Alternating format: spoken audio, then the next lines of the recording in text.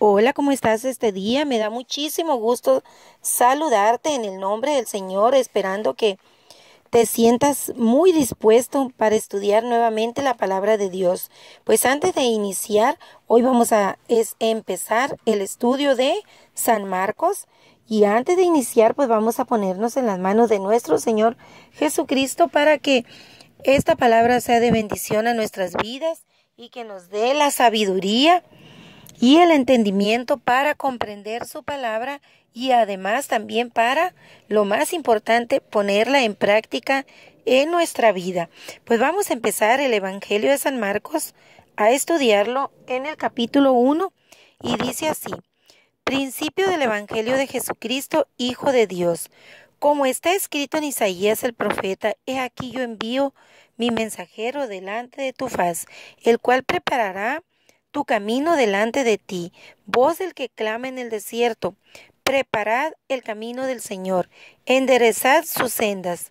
Bautizaba así Juan en el desierto y predicaba el bautismo de arrepentimiento para perdón de pecados. Y salían a él toda la provincia de Judea y todos los de Jerusalén, y eran bautizados por él en el río Jordán, confesando sus pecados. Y Juan estaba vestido de pelo de camello y tenía un cinto de cuero alrededor de sus lomos y comía langostas y miel silvestre. Y predicaba diciendo: Viene tras mí el que es más poderoso que yo, a quien no soy digno de desatar encorvado la correa de su calzado. Yo a la verdad os he bautizado con agua, pero él os bautizará con Espíritu Santo. Aconteció en aquellos días que Jesús vino de Nazaret de Galilea y fue bautizado por Juan en el Jordán. Y luego, cuando subía del agua, vio abrirse los cielos y el Espíritu como paloma que descendía sobre él. Y vino una voz de los cielos que decía: Tú eres mi Hijo amado, en ti tengo complacencia. Pues era la voz de nuestro Padre Dios, ¿verdad?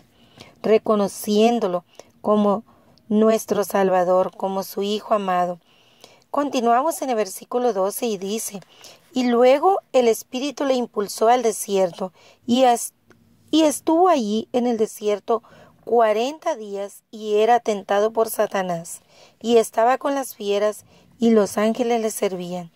Después que Juan fue encarcelado, Jesús vino a Galilea predicando el Evangelio del reino de Dios y diciendo: El tiempo se ha cumplido y el reino de Dios se ha acercado. Arrepentíos y creed en el Evangelio. Andando junto al mar de Galilea, vio a Simón y a Andrés su hermano, que echaban la red en el mar, porque eran pescadores. Pues bien, vamos a hacer aquí un paréntesis para rescatar algunos datos importantes como Juan el Bautista, que acuérdense que cuando María concibió a Jesús por medio del Espíritu Santo, también su prima Elizabeth había concebido a Juan, y por eso pues estaban ya destinados. Ese era el propósito de Dios. Juan iba abriendo el camino para Jesús, iba predicando el Evangelio según las profecías del Viejo Testamento, y así es como estaba él clamando en el desierto, preparando el camino para nuestro Señor Jesucristo. Y cuando Juan se reencontró con nuestro Señor Jesús, pues le bautizó, como estaba destinado que él le bautizara en el río Jordán. Pasado este tiempo, Jesús ya empieza a recorrer los pueblos y a predicar el Evangelio. Es aquí donde se encuentra con sus primeros discípulos. Pues vamos a continuar en el versículo 17 y dice: Y le dijo Jesús: Venid en pos de mí, y haré que seáis pescadores de hombres. Qué importante este versículo, fíjense bien. Y les dijo: Venid en pos de mí, y haré que seáis pescadores de hombres.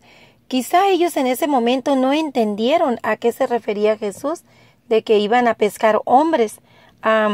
Pero qué grande eran esas palabras, porque actualmente ese es el mandato que nos dejó Jesús: ir y rescatar a todas las más posibles personas que conozcan el Evangelio, que se entreguen a nuestro Señor y pidan perdón por sus pecados y hagan una transformación de su vida. Aquí en este versículo tenemos como la pauta a seguir. Nos deja aquí estas palabras de Jesús a sus primeros discípulos cuando aún no lo eran, pero estaban ya destinados a ser sus discípulos, los que iban a promover el evangelio en aquellos tiempos. Dice el 18, y dejando luego sus redes, le siguieron. Pasando de ahí un poco más adelante, vio a Jacobo, hijo de Zebedeo, y a Juan su hermano, también ellos en la barca, que remendaban las redes. Y luego los llamó, y dejando a su padre Zebedeo en la barca con los jornaleros, le siguieron. Y entraron en Capernaum, y los días de reposo, entrando en la sinagoga, enseñaba, y se admiraban de su doctrina, porque les enseñaba como quien tiene autoridad y no como los escribas. Pero había en la sinagoga de ellos un hombre con espíritu inmundo que dio voces, diciendo, ¡Ah! ¿Qué tienes con nosotros, Jesús Nazareno? ¿Has venido para destruirnos? Sé quién eres, el Santo de Dios. Por eso siempre decimos que hasta los demonios le reconocían, ¿verdad? Y le reconocen aún. Pero Jesús le reprendió, diciendo, cállate y sal de ese cuerpo. Y el espíritu inmundo, sacudiéndolo con violencia y clamando a gran voz, salió de él. Y todos se asombraron de tal manera que discutían entre sí, diciendo, ¿qué es esto? ¿Qué nueva doctrina es esta que con autoridad manda aún a los espíritus inmundos y le obedecen? Y muy pronto se difundió su fama por toda la provincia alrededor de Galilea. Al salir de la sinagoga vinieron a casa de Simón y Andrés con Jacobo y Juan. Y la suegra de Simón estaba acostada con fiebre y enseguida le hablaron de ella. Entonces él se acercó y la tomó de la mano y la levantó e inmediatamente le dejó la fiebre y ella le servía. Fíjese bien, inmediatamente dice que la tocó, quedó curada, quedó sana y hasta se levantó y le sirvió a los discípulos junto con Jesús. Le empezó a servirles de comer, me imagino, atenderlos. En el versículo 32 dice, cuando llegó la noche, luego que el sol se puso, le trajeron todos los que tenían enfermedades y a los endemoniados, y toda la ciudad se agolpó a la puerta y sanó a muchos que estaban enfermos de diversas enfermedades. Y echó fuera muchos demonios y no dejaba hablar a los demonios porque les conocía. Levantándose muy de mañana, siendo aún muy oscuro, salió y se fue a un lugar desierto, y ahí se dispuso a orar. Y le buscó Simón y los que con él estaban, y hallándole le dijeron, todos te buscan. Él les dijo, vamos a los lugares vecinos para que predique también ahí, porque para eso he venido. Y predicaba en las sinagogas de ellos en toda Galilea, y echaba fuera los demonios.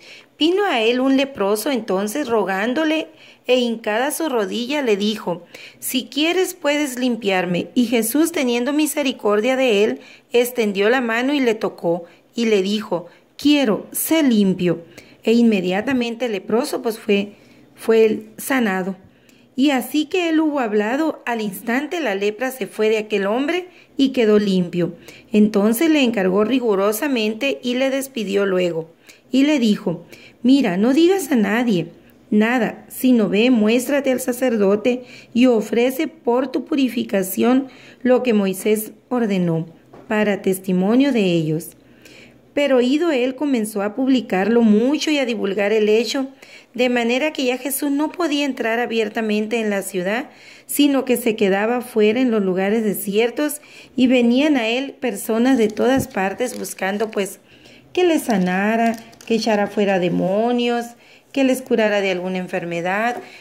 Todos lo buscaban porque se habían dado cuenta de los milagros que Jesús estaba haciendo. Pues aquí el milagro que resalta más, porque es un suceso que se repite en varios de los libros del Nuevo Testamento, que es cuando Jesús sana al leproso, cómo estaba plagado de llagas de la lepra, pues esa enfermedad tan terrible por todo su cuerpo y no le permitían entrar a muchos lugares, prácticamente a ningún lugar, era rechazado. Sin embargo, Jesús inmediatamente le vio y el leproso le pidió, pero le pidió con fe. Fíjese cómo le dijo, si tú quieres. O sea, él tenía la certeza de que Jesús podía sanarle, solamente si él quería, y claro que el Señor quiso y le sanó.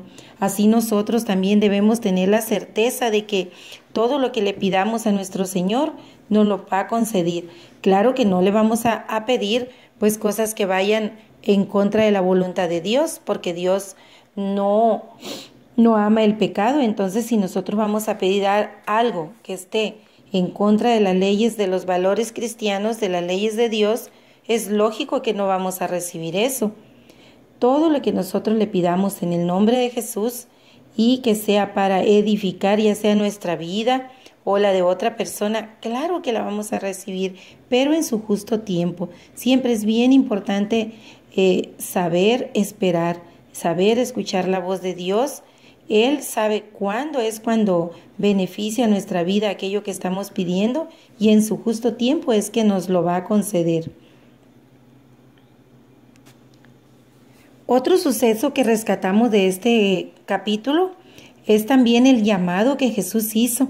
Fíjese cómo Jesús llamó a estos hombres que no tenían ninguna clase de estudio académico, salvo, ¿qué será? Algunos, no, la mayoría pues eran simples y sencillamente pescadores, pero cómo escucharon el mensaje y le siguieron, aunque ya Dios ya los había, quizá desde el vientre de su madre, Dios los había apartado para él, porque iban a ser los discípulos de Jesús, pero ellos en su humanidad no lo sabían.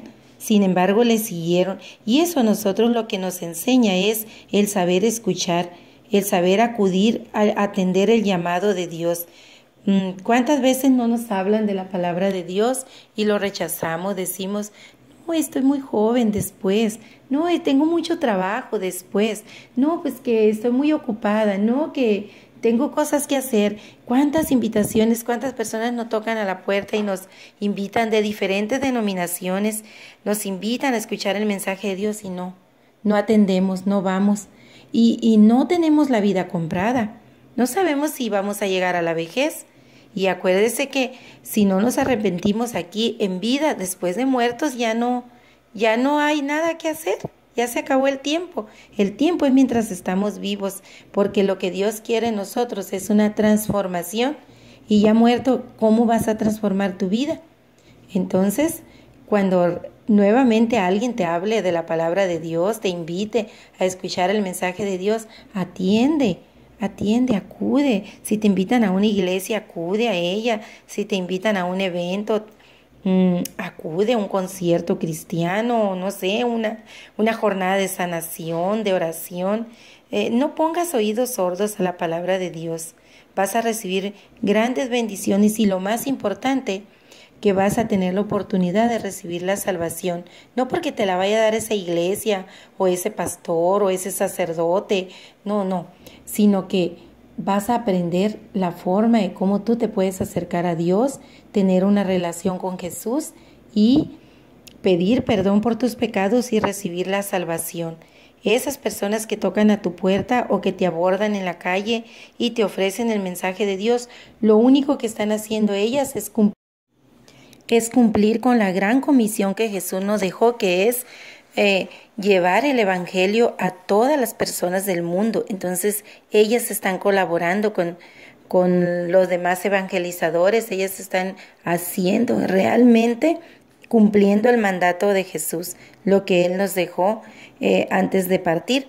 Entonces no pongas oídos sordos, porque además te están dando la oportunidad de obtener la salvación, y no, como te digo, porque te la vayan a dar esas iglesias o esas personas, sino que a través de ellos vas a aprender de la palabra de Dios, vas a saber qué es lo que se necesita para tener una estrecha relación con Jesús y en base a eso pues vas a también obtener tu salvación y transformar tu vida, porque no creas que nomás es voy a la iglesia y obtengo mi salvación. No, tiene que haber una gran transformación en tu vida. Tienes que ir cambiando, dejando tu viejo hombre, tu vieja mujer, tu vieja vida. Es un decir, no es a cambiar al hombre o a la mujer, no. No, nos estamos refiriendo aquí a que estás dejando tu vida pasada, tu vida de pecado atrás.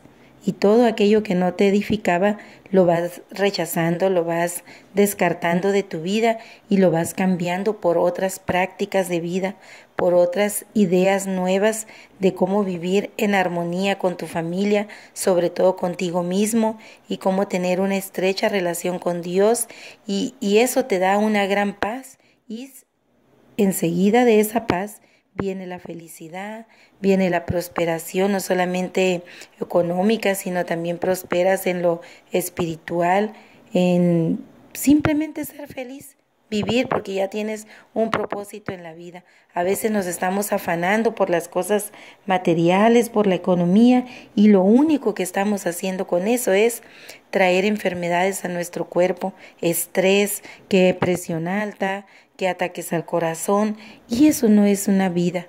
Eso no es una vida saludable, una vida agradable, eso no te da felicidad. Cuando tú conoces la palabra de Dios, aprendes a vivir de otra forma, a la manera que Cristo vivió. Por eso nos llamamos cristianos. Eso es cristiano. No un X, hay una persona, ahí va un cristiano, decimos, no. Un cristiano es quien trata todos los días de vivir a la manera que Jesús vivió. Y de esa forma tiene una vida armónica en familia y una vida feliz. Así que te invito a ser parte de esta forma de vida. Que tengas un bendecido día.